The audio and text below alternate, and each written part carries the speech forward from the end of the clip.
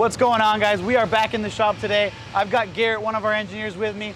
We pulled in our SDHQ built Tacoma because we wanted to talk to you guys about our SDHQ built Tacoma specific billet battery terminal upgrade kit. Now, Garrett, can you tell me why we need billet battery terminals?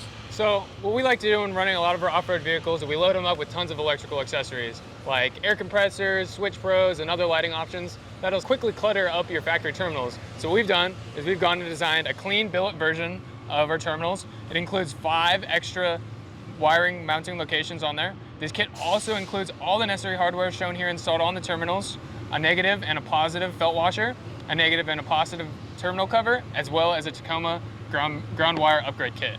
Perfect. So let's talk about our initial kit. This kit is no modification to the vehicle, correct? Nope, no modifications at all. You'll actually use your factory negative ring terminal that'll fit right over here on our billet stud. That requires you not to cut any of the factory looming, and you'll remain stock. Now, what if I'm cool with cutting it up? You said we've got other options. Are these upgrade options that are available? Tell me about those. Starting with our first option, our compression lug option, which is featured here on our Tacoma. What it is that it creates a compression connection between the wire. So you'll undo this initial compression lug, you'll insert the wire in there, into the other lug, tighten them up, and then using a 9/16 socket, you'll create a crimp connection on the wire.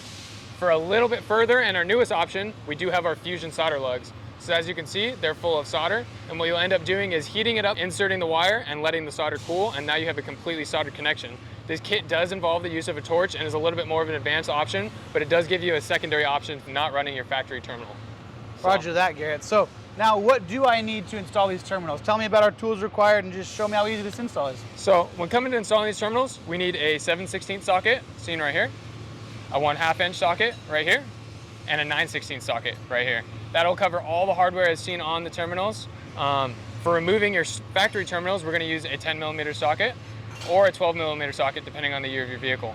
Recommend using a dead blow or rubber mallet when installing the terminals onto your battery studs. This gives them, make sure they're seated properly and make sure that they'll stay on nice and snug after installation. Couldn't be any easier, makes sense to me. Guys, all 3 options are available on our website for purchase. Depending on your skill level and tools available, we've got an option for you. Like always, we appreciate you watching, and we'll see you in the next one.